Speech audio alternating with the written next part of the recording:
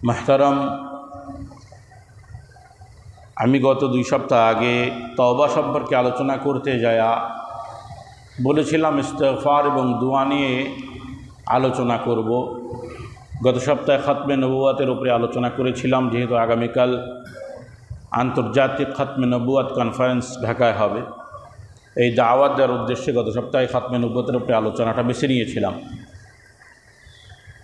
বাকি ওই বিষয়টা ছেড়ে দিয়েছিলাম প্রাসঙ্গিক ক্রমে।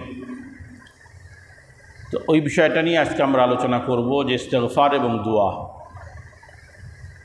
যেহেতু আমাদের দুশ্মন সবসময় আমাদের সাথে লেগে আছে, নফস। এক দুশ্মন তো শত্রু তো শয়তান, দ্বিতীয় দুশ্মন নিজের মধ্যে আছে নফস। যেই নফসের তাকাজা হলো সর্বদাই আল্লাহর নাফরমানির প্রতি সে উদ্বুদ্ধ করে। মনের একটা চাহিদা সবসময় খারাপ দিকে টান থাকে। তো এই নফস একটা বিষ। এই বিষকে মারার জন্য এর একটা সবথেকে বড় প্রতিষেধক, নফসের থেকে যেই ধোঁকাটা আমার ভিতরে আসবে, একটা হলো শয়তানের ধোঁকা, একটা হলো নফসের ধোঁকা। তো নফসের ধোঁকা থেকে বাঁচার জন্য নিজের মনের ভিতরে যে খারাপ চিন্তাগুলো আসবে, সৃষ্টিগতভাবে এটা আল্লাহ দিয়ে দিছেন। যেহেতু ফাআলহামাহা ফুজুরাহা ওয়া তাকওয়াহা, আল্লাহ নফস সৃষ্টি করেছেন, সৃষ্টি কইরা এই নফসের ভালো দিক এবং মন্দ দিক উভয়টাই আমার মধ্যে দিয়ে দিছে। সুতরাং ভালো মনের ইচ্ছাও যেমন জাগে, ঠিক খারাপ মনের ইচ্ছাও জাগে। এই খারাপ ইচ্ছাটা যাতে বসতে না পারে, এই বিষটা যেন ছড়ায় না পড়ে, এই জন্য একটা প্রতিষেধক দরকার। আল্লাহ তাআলা ওই প্রতিষেধকটা দিয়েছেন ইস্তিগফার। তওবা তো কিছু শর্ত সাপেক্ষে আদায় করতে হয়, তাই না? তওবার যখন আলোচনা করেছিলাম, তওবা কিছু শর্ত সাপেক্ষে আদায় করতে হয়, 3টা শর্ত প্রয়োজন। ইস্তিগফারে কোনো শর্ত নেই, ইস্তিগফারের কোনো সময় নেই। সর্বদাই জবানের মধ্যে একটু সময় সময় ইস্তিগফার করো, আস্তাগফিরুল্লাহ আস্তাগফিরুল্লাহ আস্তাগফিরুল্লাহ। কেন?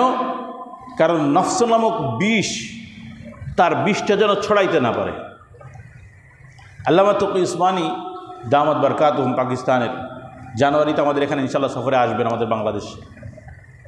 আমাদের এই কালকের খতমে নবুয়াত কনফারেন্সে আসার কথা, কিন্তু উনি তো আন্তর্জাতিক মানের মানুষ, সারা বিশ্বের প্রোগ্রামগুলোকে এক জায়গা করতে যায় কষ্ট হয়ে যায়। তো বাংলাদেশের সময় পেয়েছে জানুয়ারি মাসের কিছু সময়, 2-4 দিন মনে হয়। তার ভিতরে 2 ঘন্টা 3 ঘন্টা পর পর একটা প্রোগ্রাম পড়ছে ওনার। তো আল্লামা তকি উসমানী দামাত বরকাতুহুম ওনার এক সফরনামা, আফ্রিকায় সফর করতেছিলেন। তো দক্ষিণ আফ্রিকার এক রাজধানীতে যাওয়ার পথে ট্রেনে সফর করতেছিলেন। তো যেহেতু মুসলমান রাষ্ট্র নয়, এই জন্য ট্রেনে কার নামাজের কোনো স্থান নেই। তিনি বলছেন যে একটা স্টেশনে দাঁড়াইছে। তো স্টেশনটা অনেকটা জঙ্গলের ভিতরে। তো নামছি নামাজের উদ্দেশ্যে, যেহেতু ট্রেন কিছুক্ষণ এখানে বিরতি দিবে। তো নামাজের উদ্দেশ্যে যখন নামছি, তা নামার কিছু দূর হাঁটার পরেই দেখি সুন্দর একটা গাছ। এত সুন্দর, তা দেখলেই যে কেউ আকৃষ্ট হয়ে যাবে। যেমন সুন্দর পাতা, যেমন গঠন প্রণালী, গাছটা দেখলেই, ফুল গাছ সুন্দর করে কেটে ছেটে গুছায় রাখলে কিন্তু খুব ভালো লাগে। তো সুন্দর দেখার মানুষের তবিয়ত, সুন্দর দেখলে কিন্তু হাত বাড়ায়। তিনি বলতেছেন আমি মানবিক তাকাজায় হাত বাড়াইছি ওই পাতাটা ধরার জন্য, এত সুন্দর। আমার যে রাহবার ছিল, সফর সঙ্গী ছিল, যে তাকে নিয়ে যাচ্ছে, খুব দ্রুত হাত ধরে বসলো, কারণ হুজুর হাত দিয়েন না। ওটা আফ্রিকার এই অঞ্চলে সব থেকে বিষাক্ত গাছ। এত সুন্দর, দেখলেই মন জোড়ায় যায়, ধরতে মন চায়। না, ওটা এত বিষ, একটা বিচ্ছু দংশন করলে যেই পরিমাণ বিষ শরীরে ছড়ায়, তার থেকে বেশি এই গাছের পাতায় ছড়ায়। আমি খুব আতঙ্কিত হয়ে গেলাম, ভয় পেয়ে গেলাম যে আমি যদি ধরে বসতাম তাহলে তো সর্বনাশ হয়ে যেত। বলছে তাই তো, আমি তো আল্লাহ তো আমার হেফাজত করছে, আল্লাহ তাআলা আমাকে হেফাজত করছে, আমি যদি ধরে বসতাম কত টেনশন নাই। এই বিষাক্ত গাছটা আল্লাহ তাআলা যেখানে জন্ম দিছেন, ঠিক তার পাশে আরেকটা গাছ, দেখাইতেছে যে এই গাছটা যেটা দেখতে খুব সুন্দর না, কি এই গাছটাও এর সাথেই জন্ম হয়। এই গাছের পাতার কারণে যদি কারোর বিষক্রিয়া হয়ে যায়, এই গাছের পাতা রস করে ওখানে লাগাইলে বিষ নষ্ট হয়ে যায়। অর্থাৎ বিষাক্ত গাছ দেওয়ার সাথে সাথে ওর প্রতিষেধকটাও সাথে দিয়ে দিছে। তো বনি আদমের ভিতরে গুনাহের শক্তি আল্লাহ দিছে, ফাআলহামাহা ফুজুরাহা ওয়া তাকওয়াহা। হ্যাঁ, খারাপ দিকও দিয়েছি, ভালো দিকও দিয়েছি। ভালো দিক তো আলহামদুলিল্লাহ, আর ভালো দিক খারাপ দিক তো দিলাম বিষ, ওটা ছড়ায় পড়লে রিক্স, পুরা শরীরে ক্যান্সার হয়ে যেতে পারে, গুনাহের ক্যান্সার, রক্ত নাপাক হয়ে যাবে, সিনা নাপাক হয়ে যাবে। ওর একটা প্রতিষেধক সাথে সাথে দিয়ে দিলাম, ইস্তেগফার করো, ইস্তেগফার করো। এই জন্য নফস নামক বিষের চিকিৎসাই হলো যে ওইটার সবসময় ইস্তেগফার করতে থাকো, ইস্তেগফার। নফসকে কখনোই মনে করো না দুর্বল, ও কখনোই দুর্বল হয় না, ও কখনো মরে না। আল্লামা রুমি রহমতুল্লাহ আলাইহি, উনি তো বড় আল্লাহর ওলি ছিলেন। উনি বলতেছেন, উদাহরণ দিচ্ছেন এক কাঠুরেকে দিয়ে, মশুর গল্প। কাঠুরে গেছেন কাঠ কাটতে জঙ্গলে, জঙ্গলে কাঠ কাটে, কাঠ যখন বাঁধছে, বাঁধার পরে অনেক কাঠ, খেয়াল করছে যে কাঠের ভিতরে একটা সাপ, বিষাক্ত সাপ, কিন্তু মরা, কিন্তু কি মরা। তো চিন্তা করছে মরা সাপ, এখন বাইন্ডিং খুলে আবার ওটারে বের করা ঝামেলা, বাড়ি নিয়ে যায়, হরে দেখুন আগে কাঠের গাঁটিটা নিয়ে যাই, বাড়িতে রাখি, তারপরে দেখব। এখন কাঠ কিন্তু একটু গরম, কাঠ গরম হয়। এই শীতের সময় দেখবেন ওই সাপ সুপ এরা কিন্তু কাঠ এগুলো বিচালি এইগুলোর মধ্যে লুকায়, তো গরম হয়। যেহেতু ঠান্ডার সময় বাড়িতে গেছে, কাঠ ওভাবে ফেলাইছে আর খোলে নাই, কিন্তু সাপ কাঠের গরমে হালকা হালকা গরম যখন অনুভব হয়েছে, উনি তো মনে করছে মারা গেছে, কিন্তু 18 সময় মরে নাই, ঠান্ডার কারণে ওটা কোনো কারণে নিস্তেজ হয়ে পড়েছিল। যখন গরম হয়েছে শরীর, আস্তে আস্তে উঠছে, ওইটা ওই কাঠুরেকে দংশন করছে রাত্রে। সবাই অবাক, হায় হায় কি হইল। আল্লামা রুমি রহমতুল্লাহ এই গল্প দিয়ে উদাহরণ দেন যে আমাদের নফসটা একটা সাপের মতন, যখন আল্লাহর জিকির বেড়ে যায়, ইস্তেগফার বেড়ে যায়, তওবা বেড়ে যায়, তো ওটা দুর্বল হয়ে পড়ে। দুর্বল হতে হতে এমন নিস্তেজ হয়ে যায়, এত নিস্তেজ হয়ে যায় মনে হয় মারা গেছে, কিন্তু নফস কখনো মরে না। ও যখনই আবার সুযোগ পাবে, আবার যখন গরম হবে, ফানা তুলবে, আপনারে আবার ছবল দিবে, বিষক্রিয়া হবে। এই জন্য আল্লাহর জিকির সর্বদাই নিজেদের ভিতরে থাকতে হবে। আল্লাহ তাআলা মুমিনের পরিচয় দিয়ে কি বলতেছেন? ওয়াল্লাযীনা ইযা ফাআলু ফাহিশাতান আও যালামু আনফুসাহুম যাকারুল্লাহ ফাস্তাগফিরু লিযুনুবিহিম। মুমিন কারা জানো? মুমিন তো তারাই, তাদের যখন কোনো অন্যায় হয়ে যায়, তাদের থেকে যখন অন্যায় হয়, জুলুম হয়ে যায়, সঙ্গে সঙ্গে আল্লাহর কথা স্মরণ করে, জিকির শুরু হয়ে যায়, যাকারুল্লাহ, তারা আল্লাহর জিকির করে। ফাস্তাগফিরু লিযুনুবিহিম, এবং গুনাহ হয়ে যাওয়ার কারণে নিজের গুনাহের জন্য আল্লাহর কাছে ক্ষমা প্রার্থনা করে। ওয়া ইয়াগফিরুদ যুনুবা ইল্লাল্লাহ, আল্লাহ ছাড়া কে আছে যে তার বান্দার গুনাহগুলোকে ক্ষমা করবে? মালিক তো একজনই, ক্ষমা করনেওয়ালা একজনই। তো ক্ষমা যদি চাইতে হয় কার কাছে চাওয়া লাগবে? তো মুমিন তো খুব ভালো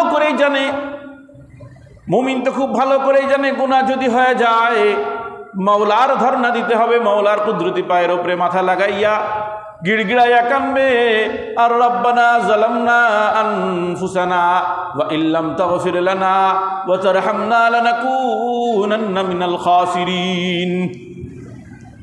এ মুমিনের আলামত। মুমিন গুনাহ করে অটল থাকে না, মুমিন ইচ্ছাকৃত গুনাহ করে না। খুব ভালো কইরা বুঝেন, মুমিন ইচ্ছাকৃত যেমন গুনাহ করে না, আর গুনাহ যদি হয়ে যায় সঙ্গে সঙ্গে মাওলাকে স্মরণ কইরা আল্লাহর কাছে সিজদায় পড়া গিড়গিড়াইয়া কান্দে আর ক্ষমা চায়। ওয়ালাম ইউসিররু আলা মা ফাআলু, তারা তাদের গুনাহের উপরে অটল থাকে না। ওয়া হুম ইয়ালামুন, তারা জানার পরেও, জানে এটা গুনাহ, জানে এটা অপরাধ, জানে এটা আল্লাহর নাফরমানি, তার এর উপরে অটল থাকে না, সঙ্গে সঙ্গে ইস্তেগফার শুরু করে দেয়। এটা মুমিনের আলাম, মুমিনের পরিচয় দিচ্ছেন আল্লাহ তাআলা। উলাইকা জাযাউহুম মাগফিরাতুম মির রাব্বিহিম, তাদের প্রতিদানটা কেমন? তাদের প্রতিদান রবের পক্ষ থেকে ক্ষমা। মুমিন, আমি আগেও একদিন বলেছি, গুনাহ করে না, গুনাহ হয়। আর গুনাহ হয়ে গেলে যখনই সে অনুশোচনায় ভোগে, লজ্জিত হয়, ওই কাজ আর করতে যায় না, বাঁচায় রেখে আল্লাহ ভুল করে ফেলাইছি, তো আল্লাহ কয় তোমার প্রতিদান হলো জাযাউহুম ইনদা রাbb, জাযাউহুম মাগফিরাতুম মির রাব্বিহিম, যে তাদের প্রতিদান হলো আল্লাহর পক্ষ থেকে, তাদের রবের পক্ষ থেকে ক্ষমা।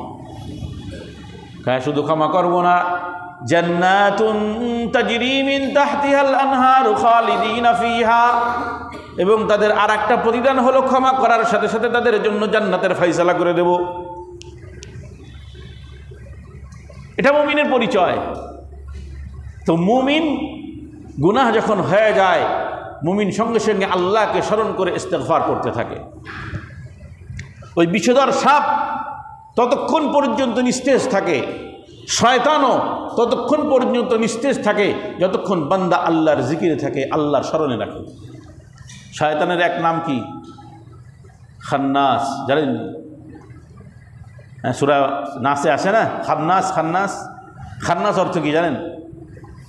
এটা শয়তানের একটা নাম, লুকায়িত, যে নিজেকে লুকায় রাখে।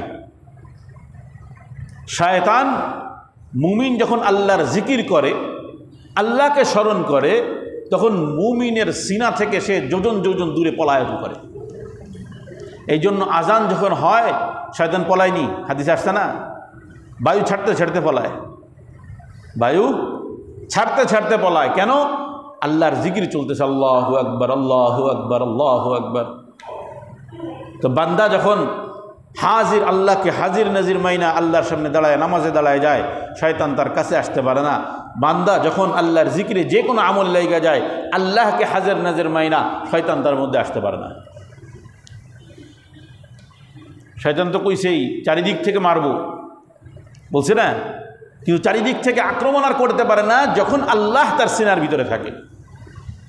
মিন শাররিল ওয়াসওয়াসিল খান্নাস, ও খান্নাস তখন আল্লাহর জিকিরের ভয়ে পলায়। যখনই বান্দা আল্লাহর জিকির করে, আল্লাহর জিকিরের ভয়ে পলায়। এই জন্য আল্লাহর জিকির যেমন থাকতে হবে দিলের ভিতরে, সাথে সাথে ইস্তেগফার, শয়তান এবং নফসকে দমন করা, নফসের বিষটা যেন আমার পুরা শরীরে ছড়াই পড়তে না পারে, এজন্য সর্বদা ইস্তেগফারের আমলগুলো জারি রাখা। মুহতারাম, ইস্তেগফারের নির্ধারিত কোনো সময় নেই, ইস্তেগফারের নির্ধারিত কোনো সময় নেই। রাসূল করিম সাল্লাল্লাহু আলাইহি ওয়াসাল্লাম বলেন, বুখারী শরীফের হাদিস, ওয়াল্লাহি লা আস্তাগফিরুল্লাহ ওয়া আতুবু ইলাইহি ফি কুল্লি ইয়াউমিন আকসারা মিন ৭০ মাররা। আল্লাহর কসম কেটে বলি, আমি প্রত্যেকটা দিন আল্লাহর কাছে ইস্তেগফার এবং তওবা করি ৭০ বারেরও বেশি। ৭০ বারেরও বেশি, সংখ্যা নির্ধারণ করে নাই। মুসলিম শরীফের হাদিসে আসছে মিআতা মাররা, ১০০ বার। ওলামা একরাম বলেন যে এর উদ্দেশ্য হলো রাসূল ১০০ বারই হুবহু করেন তা নয়, কাসরাত বোঝানো হয়েছে, খুব বেশি আল্লাহ তাআলার রাসূল ইস্তেগফার করতেন। নবী তো মাসুম, নবী মাসুম না? তো নবী যখন মাসুম, তো মাসুম নবী এত ইস্তেগফার কেন করে? ভালো করে বুঝেন, নবী মাসুম, তো নিষ্পাপ নবী কেন ইস্তেগফার করে? আল্লাহ তো বলছেন লিয়াগফির লাকা আল্লাহু মা তাকাদ্দামা মিন যামবিকা ওয়া মা তাআখার। আল্লাহ তো আপনার পূর্বর সব গুনাহ মাফ, অর্থাৎ গুনাহ হয়ই নাই, পিছনেও গুনাহ হয় নাই, সামনেও গুনাহ হবে না। মাসুম কাকে বলে? মাসুম বলা হয় যাকে নিষ্পাপ রাখা হয়, যাকে নিষ্পাপ রাখা হয়, বাঁচায় রাখা হয়। গুনাহ কইরা ইস্তেগফার করে এই মাসুম না, বরং যার থেকে গুনাহ হয় না, যাকে আল্লাহ নিজে হেফাজত করে রাখছেন, উলামা একরাম বলবেন মাফুল সিগা, তাকে মাসুম বলা হয়। তো আহলুস সুন্নাত ওয়াল জামাতের আকীদা হইল সর্বদাই মনে রাখবেন, দিলের ভিতরে এই কথাটা বসাই নেবেন, এটা আকীদার অংশ, ঈমানের বিশ্বাসের অংশ। সমস্ত নবী মাসুম, সমস্ত নবী মাসুম। তাদের থেকে যে বিভিন্ন ভুলের বর্ণনা আছে, এইগুলো সব ওহীর মাধ্যমে ঠিক করা হয়েছিল উম্মতকে শিক্ষা দেওয়ার জন্য। কিসের জন্য? উম্মতকে শিক্ষা দেওয়ার জন্য, যে এইটা কোনো সাহাবী ভুল করেছে, আয়াত নাজিল হয়েছে, নবীর থেকে এটা ভুল হয়েছে, আয়াত নাজিল হয়েছে। কথাটা বুঝছেন তো? তো নবীরা হলো মাসুম আর সাহাবারা হলো মাহফুজ। তাদের থেকে গুনাহ হয়েছে কিন্তু তারা মাগফুর লাহু, আল্লাহ তাদের ক্ষমা করে দিয়েছে। কোরআনের ঘোষণা, রাদিয়াল্লাহু আনহুম ওয়া রাদু আন, আল্লাহ তাদের ক্ষমা করে দিয়েছে। তো এই জন্য মাসুম নবী মাসুম থাকার পরেও বলতেছে আমি 100 বার বা তারও বেশি ইস্তেগফার করি। তো আমি আপনি তো সবসময় গুনার মধ্যে জর্জরিত। কথা বললেই কোনো না কোনোভাবে মিথ্যা এসে যায়, এদিক ওদিক তাকাইলেই চোখের জিনা হয়ে যায়, দিলের জিনা তো হচ্ছেই, দিলের জিনা তো হচ্ছেই। দিল থেকে আপনি তো বাঁচতে পারতেছেন না। হয় চোখের জিনা হইতেছে, নইলে হাতের কোনো গুনাহ হইতেছে, নইলে জবানের কোনো গুনাহ হইতেছে, নইলে কানের কোনো গুনাহ হইতেছে। এত গুনাহ থাকার পরেও আমার আপনার মধ্যে এত বেপরোয়া কেন? যেই মাসুম নবী দিনে 100 বার ইস্তেগফার করতেন বা তার বেশি ইস্তেগফার করতেন, মাসুম হওয়ার পরেও আর আমার আপনার মধ্যে গুনাহ আর গুনাহ, গন্ধ আর গন্ধ। যেই আল্লাহ তাআলা যদি গুনাহের ভিতরে গন্ধ রাখতেন, খুব ভালো করে মনে রাখেন, আল্লাহ যদি গুনাহের মধ্যে গন্ধ রাখতেন তো আমরা কেউ দুনিয়ায় আর চলাফেরা করতে পারতাম না। আল্লাহ হেফাজত করছে, আল্লাহ হেফাজত করছে। আয় হায়, বনি ইসরায়েলের একটা জামানা ছিল, অপরাধ করলে দরজার সামনে অটোমেটিক চিহ্ন এসে যেত এই অপরাধী। একটা সময় তাদের ছিল, কোন এক নবীর জামানায়, যে এই যে অপরাধ, এই যে অপরাধী, এই যে অপরাধী। দেখো আল্লাহ হেফাজত করছে যে আল্লাহ আমাদের দরজায় লিখে দেন না, বাঁচার কোনো সুযোগ ছিল না। কোন ইমাম, কোন খতিব, কোন হুজুর, কোন বক্তা, সব শেষ। আল্লাহ হেফাজত করুক। এই জন্য এত গুনাহ থাকার পরও আমি আপনি কি করে বেপরোয়া হয়ে যায়? আমার আপনার কি পরিমাণ ইস্তেগফার করা উচিত? এক তো গুনাহ, দ্বিতীয়ত ইস্তেগফার করলেই ফজিলত আছে আলাদা। এক তো আমার গুনাহ, আমার নাফরমানি তো রয়ে গেছে আমার ভিতরে, আর আমার নফস আমাকে সর্বদাই খারাপ দিকে দিক নির্দেশনা দিতেছে, উদ্বুদ্ধ করতেছে। এর পরেও ফজিলত তো আরও আছেই। ফাকুলতু আস্তাগফিরু রাব্বাকুম ইন্নাহু কানা গাফফারা ইউরসিলিস সামাআ আলাইকুম মিদরারা ওয়া ইমদিদুকুম বিআমওয়ালিন ওয়া বানিন ওয়া ইয়াজআল লাকুম জান্নাতিন ওয়া ইয়াজআল লাকুম আনহারা। নূহ আলাইহিস সালাতু ওয়াস সালাম তার কওমদেরকে বললেন, হে আমার কওম, আল্লাহ তাওহীদের দিকে ফিরে আসো, মূর্তি পূজা ছাড়ো, আর পিছনের কৃতকর্মের জন্য ইস্তেগফার করো। আমার রবের নিকট যদি ইস্তেগফার করতে পারো তো আমার রব কেমন? আমার রব হলো ইন্নাহু কানা গাফফারা, তিনি বড় ক্ষমাশীল, ক্ষমা চাইলেই ক্ষমা করে দেয়। গুনাহ মুক্ত তো হইবাই। তোমাদের উপরে যে বৃষ্টি বন্ধ হয়ে গেছে, চাষবাস আর হইতেছে না, তোমাদের উপরে বৃষ্টি বর্ষণ হচ্ছে না দীর্ঘদিন যাবৎ, 40 বছর যাবৎ বৃষ্টি বন্ধ ছিল নূহের কওমের উপরে। একটা বছর একটা সিজন বৃষ্টি একটু দেরিতে আসছিল, আমাদের মনে নেই? গত 2 বছর আগে আমরা প্রেশান হয়ে গেলাম, বৃষ্টি হইতেছে না, মানুষ মাছ ছাড়তে পারতেছে না। আর এই বছর এত বৃষ্টি হয়েছে, এত বৃষ্টি হয়েছে যে সব ঢেউ হয়ে যাইতেছে, তাই না? বেশি বেশি ইস্তেগফার করো, কারণ ইন্নাহু কানা গাফফারা ওয়া ইরসিলিস সামা আলাইকুম মিদরারা, তিনি আসমান থেকে মুষলধারে বৃষ্টি বর্ষণ করবেন। শুধু তাই নয়, ইমদিদুকুম বিআমওয়ালিন ওয়া বানিন, সম্পদ দ্বারা সন্তানাদি দ্বারা তোমাদেরকে সমাদৃত করবেন। অভাব অনটন দেখা দিয়েছিল, বৃষ্টি যখন হয় না, ফসল হইতেছে না, অভাব অনটন শুরু হয়ে গেছে, রিজিকের সংকট শুরু হয়ে গেছে, সন্তানাদি হয় না, কি অভাব বুড়া বুড়া হয়ে গেছে, 40 বছর সন্তানাদি বন্ধ। ওই 40 বছর আগে যে সন্তানগুলো হয়েছিল সব 40 বছরের বুড়া হয়ে গেছে, আর সন্তান নাই, খবর হয়ে গেছে। কী অবস্থা এখন সব চিল্লা পাল্লা শুরু হয়ে গেছে, কি হায় হায় কি হয়ে গেল। আর নূহ আলাইহিস সালাম তাদেরকে দাওয়াত দিলেন, ইমদিদুকুম বিআমওয়ালিন ওয়া বানিন ওয়া ইয়াজআল লাকুম জান্নাতিন ওয়া ইয়াজআল লাকুম আনহারা, এই যে ফসল আদি শুকায় গেছে, নদী নালা শুকায় গেছে, ইস্তেগফার যদি করো, মাওলার কাছে যদি ক্ষমা চাও, তাহলে তোমাদের এই নদী নালাগুলো আবার পানি দ্বারা ভরপুর হয়ে যাবে, মাঠগুলো ফসলে ভরপুর হয়ে যাবে। এটা ইস্তেগফারের ফজিলত। এটা তো নূহের কওমের জন্য। কিসের কওমের জন্য? তো এখন উম্মতে মুহাম্মাদের জন্য আল্লাহ কি বলতেছেন? আল্লাহর রসুল বলতেছেন, আল্লাহ তা'বুদু ইল্লাল্লাহ, তোমরা কেন আল্লাহ ছাড়া অন্য কারোর ইবাদত করো, কেন আল্লাহর ইবাদত করো না? ইন্নানী লাকুম মিনহু নাযীরুন ওয়া বাশীর, আমি তো তোমাদের কাছে একজন সতর্ককারী এবং সুসংবাদবাহী হিসেবে এসেছি। আনিস্তাগফিরু রাব্বাকুম, তোমরা তোমাদের রবের নিকটে ক্ষমা প্রার্থনা করো, ওয়া তুবু ইলাইহি, এবং তার প্রতি তওবা করো, তার দিকে প্রত্যাবর্তন করো। ইমাত্তিউকুম মাতান হাসানান ইলা আজালিম মুসাম্মা, যদি আল্লাহর কাছে ক্ষমা প্রার্থনা করো, তওবা করো, নির্ধারিত সময় পর্যন্ত আল্লাহ তোমাদের রিজিকের ব্যবস্থা করে দিবেন। এটা উম্মতে মুহাম্মাদের আল্লাহ রাসূল বলতেছেন। তাহলে নূহ আলাইহিস সালাতু ওয়াস সালামও বলল, আমাদের নবীও বলল, ইমাত্তিউকুম মাতান হাসানান ইলা আজালিন মুসাম্মা। এটা মজার গল্প শোনাই। উমর রাদিয়াল্লাহু তাআলা আনহু খেলাফত আমলে বৃষ্টি হইতেছে না, সাহাবা একরকম বড় পেরেশান। মদিনা তো চাষবাসের এলাকা, খেজুরের চাষ হয়, তো বৃষ্টি হইলে পানি সেচ কম দেওয়া লাগে, খরচ কম হয়, তাই না?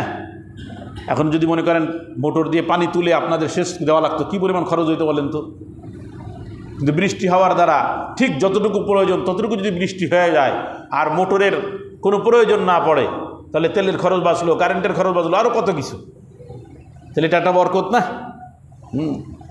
তো এখন ওমর রাদিয়াল্লাহু তাআলা জামানায় বৃষ্টি বন্ধ হয়ে গেছে, তো ওনার সাথী বর্গ আছে, সব আসছে, হুজুর বড় পেরেশান, খেজুরের ফলন তো এবার ভালো হবে না, এবছর তো খুব কঠিন খরা যাইতেছে, বৃষ্টি হয় না। তো উনি বললেন যে চলো যাই ফাঁকা ময়দানে, যে আল্লাহর কাছে দোয়া করি, ইস্তেখারা করি, বৃষ্টির নামাজ, ইস্তেসকা, চলো ইস্তেসকা করে আসি। উনি গিয়েছেন, সবাই তো জানে ইস্তেসকা করবে, বিশাল দোয়া দুরুদ হবে, নামাজ কালাম হবে।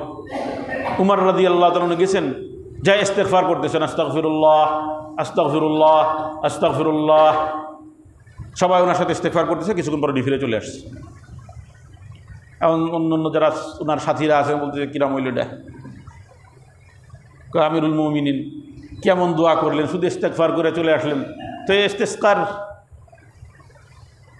তো বলতেছেন, আমি আসমানের ওই দরজাগুলোকে করাঘাত করেছি। ওমর রাদিয়াল্লাহু তাআলা আনহু বলেন, আমি আসমানের ওই দরজায় করাঘাতগুলো করেছি যেই দরজাতে বৃষ্টি বর্ষণ হয়। আয় হায়, কথা বুঝছেননি? ওই দরজায় আঘাত করেছি, ইস্তেগফার করেছে, কাছে আমি আসমানের ওই দরজাগুলোতে করাঘাত করেছি, আঘাত করেছি, আঘাত, টুকটুকি খোলেন, কে আছেন বলে না, আমি আসমানের ওই দরজাগুলোর উপরে আঘাত করেছি যেই দরজাতে বৃষ্টি বর্ষণ হয়, কিছুক্ষণ পরেই বৃষ্টি শুরু হয়ে যায়। কেন? আল্লাহ তো বলছেন, ইরসিলিস সামা আলাইকুম মিদরারা, ইস্তেগফার করো, ইস্তেগফার করার দ্বারা আল্লাহ তাআলা মুষলধারে বৃষ্টি বর্ষণ করবেন। হাসান বসরি রাহমাতুল্লাহ আলাইহি কিবারে তাবেঈন, সাহাবা একরামের ছাত্র, হাসান বসরি রাহমাতুল্লাহ আলাইহির কাছে একজন লোক আসছে, আয়েশা বলছে, হুজুর আমার সন্তান আদি হয় না, বড় পেরেশানিতে আছি, ইস্তেগফার করো। লোক চলে গেছে, আর একজন আসছে, কয় হুজুর বৃষ্টি হয় না, আমাদের এলাকায় বড় কঠিন অবস্থা, কয় ইস্তেগফার করো। আর একজন আসছে, ব্যবসায় লাভ লোকসান, খুব সমস্যার মধ্যে আছি, কয় ইস্তেগফার করো। আর একজন আসছে, জমিতে ফসল নাই, কয় ইস্তেগফার করো। এখন 4 রকম রোগ, ওষুধ দিছে কয়টা? তাই না? রোগ 4টা, ওষুধ দিছে 1টা। এখন ওনার এক ছাত্র জিজ্ঞাসা করতেছে, হুজুর এ কেমন চিকিৎসা দিলেন? 4 জন আসলো 4 রোগ নিয়ে। হাসান বসরি রাহমাতুল্লাহ আলাইহি উত্তর দেন, ফাকুলতু ইস্তাগফিরু রাব্বাকুম ইন্নাহু কানা গাফফারা ইরসিলিস সামাআ আলাইকুম মিদরারা ইমদিদুকুম বিআমওয়ালিন ওয়া বানিন ওয়াজআল লাকুম জান্নাতিন ওয়াজআল লাকুম আনহারা। 1 ইস্তেগফারের মধ্যে আল্লাহ 5টা ফায়দা দিলেন। কয়টা? 1 নম্বর, আসমান থেকে মুষলধারে বৃষ্টি বর্ষণ করবেন, ধন সম্পদ দান করবেন, সন্তানাদি দান করবেন, মাঠে ফসল দান করবেন, বৃষ্টি আসমান থেকে বর্ষণ করবেন। এই 5 রোগের 4টা রোগ তো সে আমার কাছে নিয়ে আসছে। ওই 4 রোগের চিকিৎসা একই, ক্যাপসুল একটাই। ক্যাপসুল কি? একটাই, ইস্তেগফার করো। এই জন্য আমার হাবিব বলেন, মান লাজিমাল ইস্তেগফার, যে ব্যক্তি তার জিন্দগির মধ্যে ইস্তেগফারকে আবশ্যক করে নিছে, চলতে ফিরতে কথাবার্তায় সবসময় তার ইস্তেগফার থাকে, তার ফজিলতটা কি? জাআলাল্লাহু লাহু মিন কুল্লি যায়কিন মাখরাজা, আল্লাহ তাআলা তার সমস্ত সংকটগুলোকে দূর করে দেন। যে ব্যক্তি বেশি বেশি ইস্তেগফার করে, আল্লাহ তাআলা তার জিন্দগির যত সংকট সব দূর করেন। রিজিকের সংকট, জমি জমানের সংকট, প্রতিবেশী নিয়ে সংকট, সন্তানাদি নিয়ে সংকট, আল্লাহ তাআলা সব দূর করে দেবেন। কয় শুধু তাই নয়, মিন কুল্লি হাম্মিন ফারাজা, আর যে ব্যক্তি দুশ্চিন্তাগ্রস্ত, পেরেশান, আল্লাহ তাআলা তার পেরেশান মুক্ত করে দেবেন। ওয়ারযুকুহু মিন হাইসু লা ইয়াহতাসিব, যে ব্যক্তি ইস্তেগফার করে, আল্লাহ তাআলা তাকে এত বেশি রিজিক দান করবেন, এত বেশি রিজিক দান করবেন, সে কল্পনাও করতে পারবে না আল্লাহ কোন দিক থেকে তাকে রিজিক দিতেছেন। রিজিক বলতে কি বুঝছেন? 3 বেলা ভাত খাওয়া না? হ্যাঁ, আমরা তো এটাই বুঝি। আম মানুষ বিশেষ করে রিজিক মনে করে এটা খাওয়া, টাকা পয়সা ইনকাম করে, এটা রিজিক। আপনি যে সুস্থ আছেন ওইটা আপনার রিজিক। আপনি সুস্থ আছেন এটা একটা রিজিক। আপনি ভালো ফিকির করতেছেন এটা একটা রিজিক। দ্রব্যমূল্য আপনার নিয়ন্ত্রণে, এটা একটা রিজিক। কোনো জিনিসের দাম বেড়ে যাওয়া, দোষ দেয় সব ব্যবসায়ীদের।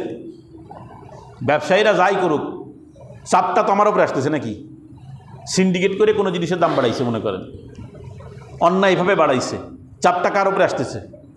এই বালা মুসিবতটা কার উপরে আসলো? আমার উপরে আসলো না? তো ওদেরকে গাল্লাই দিতেছেন, কিন্তু বালা মুসিবতটা তো আমার উপরে আসলো। তো দোষটা তাহলে কার দিকে আসার দরকার? সাহাবা ইকরাম সামান্য বিপদে পড়লেই ইস্তেগফার শুরু করে দিতেন, আল্লাহর কাছে দোয়া করা শুরু করে দিতেন, আল্লাহ না জানি আমার কোন গুনাহের কারণে বিপদ আসতেছে, আর আমি চিন্তা করি ওর কারণে আমার এই হইল, তার কারণে আমার এই হইল। হ্যাঁ, হায় হায় হায় হায় হায়। যখন গান বাজনা বেড়ে যায়, বাদ্যযন্ত্র বেড়ে যায়, জিনা ব্যভিচার বেড়ে যায়, তখন আল্লাহ ওই উম্মতের উপরে জালেম শাসক চাপায়া দেন। এখন জালেম শাসক জুলুম করে, দোষ দেয় সব জালেমের। কত বড় জালেম, কবে যে মরবে এইটা, আর আমার যে সংশোধন হওয়া দরকার এই চিন্তা করে না। বুঝলেন নাই? দোষ সব জালেমের। কিন্তু তুমি এই চিন্তা কেন করলে না যে আল্লাহ আমার উপরে কেন জালেম শাসক দিল, কেন এত বড় জালেম শাসক আমার উপরে আসলে, এই চিন্তা কেন করলে না? তুমি চিন্তা করতেছো ও খারাপ, শাসক যে সে খারাপ, তুমি চিন্তা করলে না যে আমার অপরাধের কারণে আল্লাহ আমার উপরে এই চাপ মারছে। এই জন্য আল্লাহ তাআলা বলেন, ওমান আরাদা আন যিকরি ফাইন্না লাহু মাঈশাতান যানকা, যে আমার জিকির থেকে গাফেল হয়ে যায়, যে আমার স্মরণ থেকে গাফেল হয়ে যায়, তার জিন্দেগিকে আমি সংকটে ফেলে দেই।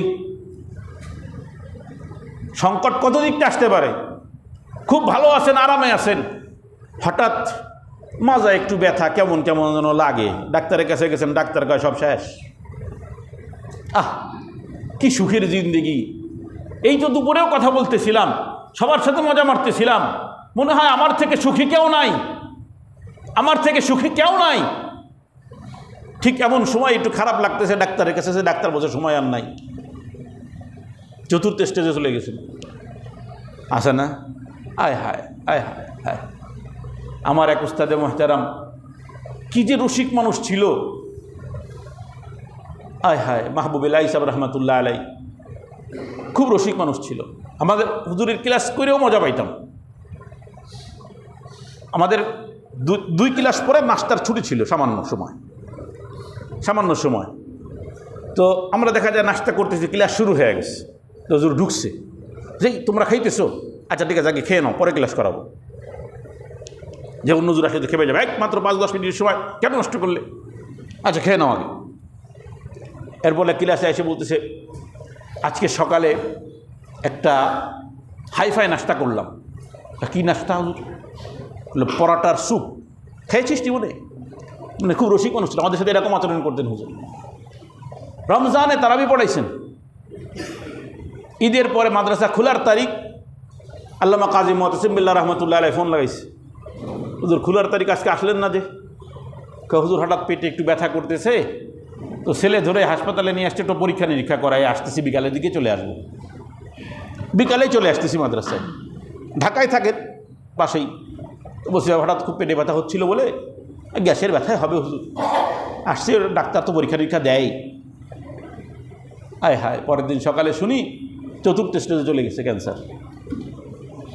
সুটাম দেহি মানুষ, সম্পূর্ণ সুস্থ মানুষ, আগের দিন পেটে ব্যথা, বিকালে আসতেছে মাদ্রাসায়, সকালবেলা আসতে পারতেছে না।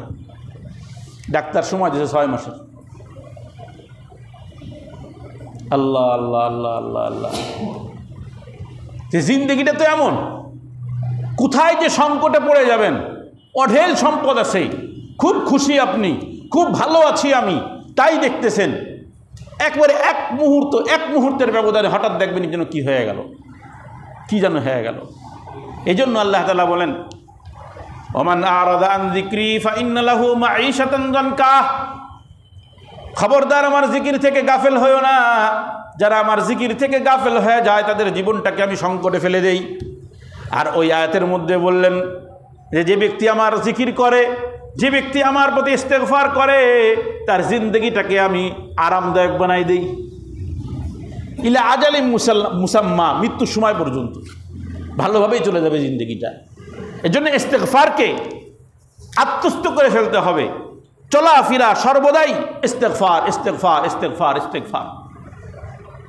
ওই একই কথা আদ গোত্রের মধ্যে হুদ আলাইহিস সালাম বললেন, ইয়া কওম ইস্তাগফিরু রাব্বাকুম, হে কওম তোমরা রবের নিকটে ইস্তেগফার করো। কেন? সুম্মা তুবু ইলাইহি, অতঃপর তার দিকেই প্রত্যাবর্তন করো। ইউরসিলিস সামা আলাইকুম মিদরারা, একই কথা আবার, তোমাদের উপরে মুষলধারে বৃষ্টি বর্ষণ হবে। ওয়া ইয়াজিদকুম কুওয়াতান ইলা কুওয়াতিকুম, এবং তোমাদের শক্তির উপরে শক্তি আরো বৃদ্ধি করবেন। যে দুর্বল, এত দুর্বল, কিসের দুর্বল? কিসে কোথার থেকে আসবে দুর্বল? ইস্তেগফার করার দ্বারা আল্লাহ তাআলা তোমাদের শক্তিকে আরো বৃদ্ধি করে দিবেন। মানব জাতির ভিতরে সবথেকে শক্তিশালী ছিল আদ জাতি, সবথেকে শক্তিশালী। তারা পাহাড় থেকে বড় বড় পাথর কাইটা নিয়ে এসে বাড়ি বানাইত। তাদের বড় বড় ডেক, এই ডেকগুলো এত বড় ছিল, পাহাড় কাইটা গর্ত করে ওর মধ্যে চুলা বানাইত। এত শক্তিশালী ছিল যে তাদের মতন শক্তিশালী এর আগেও আসে না, এর পরেও আসে নাই। এরপরেও হুদ আলাইহিস সালাম বলছেন, খবরদার ইস্তেগফার যদি না করো, আল্লাহর কাছে যদি ক্ষমা না চাও, তাহলে তোমরা আরো দুর্বল হয়ে যাবা, এত শক্তিশালী হওয়ার পরেও। এখন তারা বলে আমরা যে পাওয়ারফুল লোক, আমাদের ঠেকায় কিনা। আল্লাহকে দিতেছি, এক বাতাসেই শেষ, এক বাতাসেই কি হয়ে গেছে শেষ। একটা বাতাস এসে ধাক্কা লাগাইছে, সবগুলো কাইট। এত শক্তি, শক্তিও যদি অর্জন করতে হয় মুসলমানের, সেক্ষেত্রে ইস্তেগফার হলো তাদের নতিজা, তাদের ঔষধ। মুহতারাম, ইস্তেগফারের আরেকটা ফজিলত কি? এটা গেল দুনিয়াবি। ইস্তেগফারের দ্বারা আল্লাহর আযাব গজব দুটোটাই মিটে যায়। আল্লাহর আযাব এবং গজব দুটোটাই মিটে যায়। যে কোনো সমস্যা যদি মনে হয় আল্লাহ অসন্তুষ্ট হয়ে যাচ্ছে আমার বলি, ইস্তেগফার করেন, তওবা করেন, আল্লাহর আযাব গজব মিটে যায়। আল্লাহ তাআলা সূরা আলে ইমরানের মধ্যে বলতেছেন, আমি এই উম্মতের উপরে, উম্মতে মুহাম্মাদির উপরে 2টা কারণে আযাব দেই না। কয়টা কারণে? 2টা কারণে আমি এই উম্মতে মুহাম্মাদিকে ডাইরেক্ট আযাব দিয়ে ধ্বংস করি না। তা কেন? মানে সমূলে। একটা কারণ হলো স্বয়ং রসুল। জোরে বলেন না সুবহানাল্লাহ। স্বয়ং কি? রসুল। আল্লাহ তাআলা বলতেছেন, ওমা কানাল্লাহু লিয়ুআযিবাহুম ওয়া আনতা ফীহিম, আমি এই জন্য এই উম্মতকে ধ্বংস করি না কারণ আপনি তাদের মধ্যে আসেন। আপনি নিজে এখনো দুনিয়াতে আসেন রসুল থাকা অবস্থায়, এই জন্য আমি এদেরকে সমূলে ধ্বংস করতেছি না। ওমা কানাল্লাহু মুআযিবাহুম ওয়া হুম ইস্তাগফিরুন, আর আরেকটা কারণ হলো আমি এই জন্য তাদেরকে আযাব দিয়ে ধ্বংস করি না কারণ তারা ইস্তেগফার করে। এই 2টা কারণের একটা কারণ এখনো রয়ে গেছে, একটা কারণ এখনো কি রয়ে গেছে, আরেকটা কারণ তো নাই। মানে রসুল এখন আর নাই। তো দুইটা কারণ আল্লাহ বর্ণনা করলেন। একটা হলো যে রসুল যদি দুনিয়াতে থাকেন, মানে যতদিন আছেন, এই উম্মতকে ধ্বংস করবেন না। আর যতক্ষণ পর্যন্ত এই উম্মত ইস্তেগফার চলমান থাকবে, ইস্তেগফার করতে থাকবে, ততক্ষণ পর্যন্ত আল্লাহ তাআলা এই উম্মতকে সমূলে ধ্বংস করবেন না। আমি আপনি তো ইস্তেগফার করতেছি না, হয়তো আল্লাহ কোনো বান্দা নিয়মিত ইস্তেগফার করে, সেই ওসিলা আমি আপনি বেঁচে গেছি। যে লোকগুলো মসজিদে আইসা বসে থাকে, যেই লোকগুলো নিয়মিত নামাজ পড়ে, তাদের প্রতি ইহসান করেন, শুকরিয়া আদায় করেন, তাদের খেদমত করেন, যে হয়তো তার ওসিলা আমার উপরে আযাব আসে না। এখন কত হুজুর দুইটা কারণ, একটা তো পাইলাম না, আরেকটা যে গেল, একটা পাইলাম তো আরেকটা তো পাইলাম না, রসুল তো আমরা পাইনি, শুধু ইস্তেগফার। আল্লাহ রসুল কয় না, আরেকটা আছে। কি আছে? আরেকটা আমি দিয়ে যেতেছি। কি সেটা? আল্লাহ রসুল বলতেছেন যে সাদকা এবং ইস্তেগফার আল্লাহর গজবকে, আযাবকে মিটায় দেয়। এটা বেড়ে গেল নি? রসুল থাকলো না, রসুল কি থাকলো না, কিন্তু সাদকা যখন বান্দা করে আল্লাহর রহমত জারি হয়ে যায়। আর আল্লাহর রহমত যখন জারি হয়, আল্লাহর রহমত এত বেশি পাওয়ারফুল যে আল্লাহর আযাব মিটে যায়। আল্লাহর গজবের তুলনায় রহমত বেশি। রহমত আর গজব যদি একসাথে দুনিয়াতে আসে, তো রহমত জিতে যায়, গজব হেরে যায়। সুবহানাল্লাহ কয় না? ঘুম আসতেছে নি? হ্যাঁ, এত মজার কথা কইতেছি যে গুনাহ হয়ে গেছে, আল্লাহর গজব আসতেছে। এমন সময় যদি বান্দা আল্লাহর জিকির করে, সাদকা করে, নামাজ পড়ে, তো আল্লাহর রহমত জারি হয়। তো একই সময় যদি আযাব এবং রহমত আসে, তো রহমত গালেব হয়ে যায়, রহমত বিজয়ী হয়, কারণ আল্লাহর রহমত বেশি। তো এই জন্য আল্লাহর রসুল একদিন ঈদের ময়দানে মহিলাদেরকে আহ্বান করে বলছেন, ইয়া মা'শারান নিসা,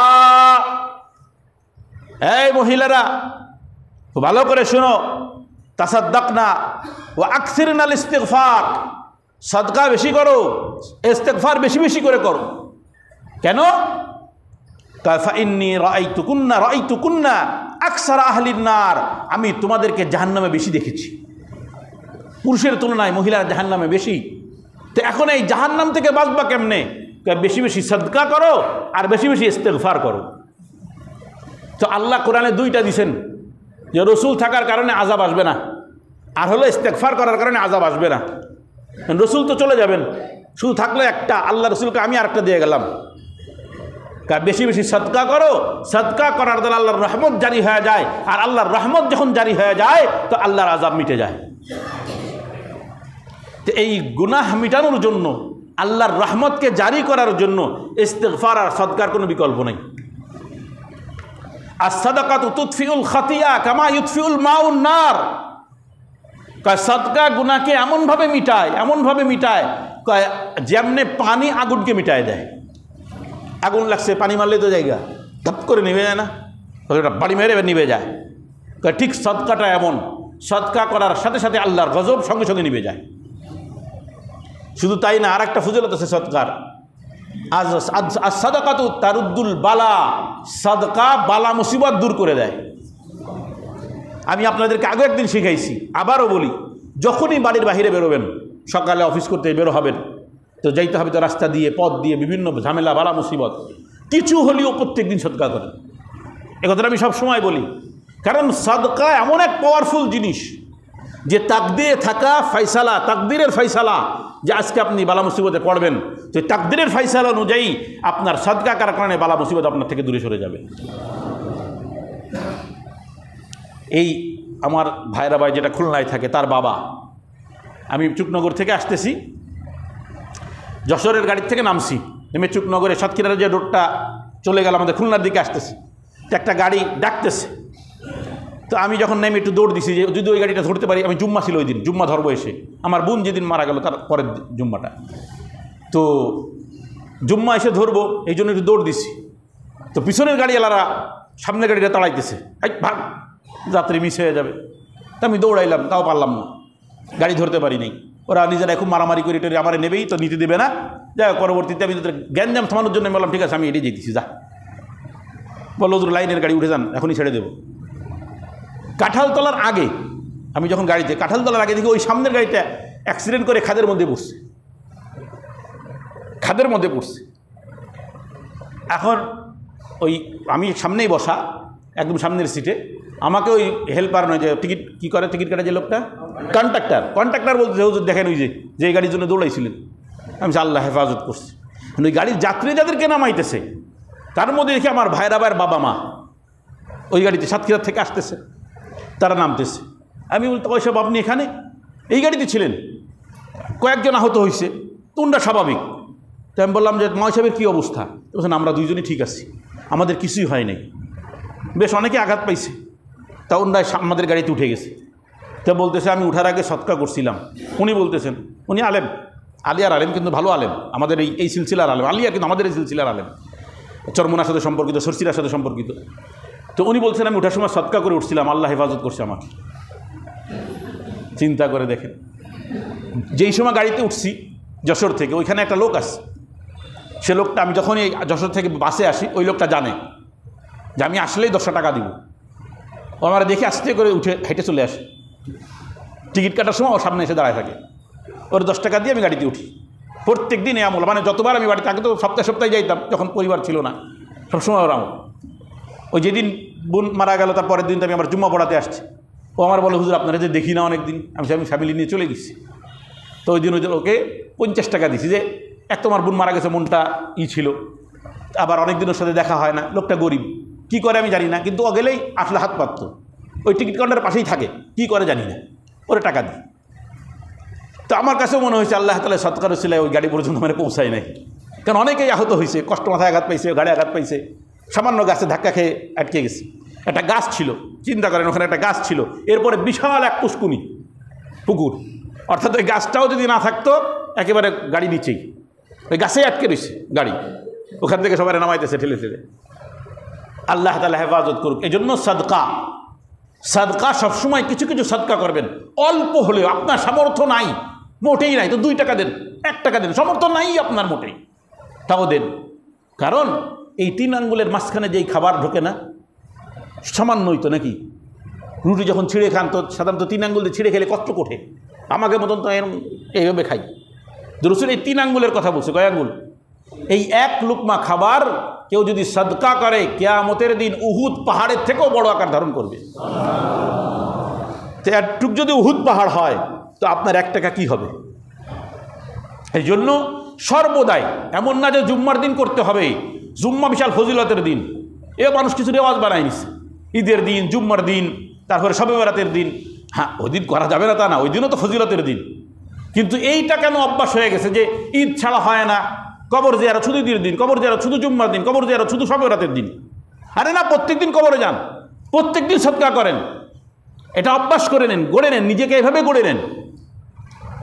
আর ইস্তেগফারের আমল নিজেকে গড়ে নেন, যে প্রত্যেক দিন আমি সকালে 100 বার, বিকালে 100 বার ইস্তেগফার করবই করব, কারণ ইস্তেগফারের জন্য তো আর কোনো বই খুলে পড়া লাগে না, পড়া লাগেনি। আস্তাগফিরুল্লাহ, আস্তাগফিরুল্লাহ, আস্তাগফিরুল্লাহ, এইভাবে হাতের 5টা গুনাহ, 5টা গুনাহ হলে 100 হয়ে যাবে না? কত? 5 20 100 না? তো 5টা গুনাহ যদি দেন 100 হয়ে গেল।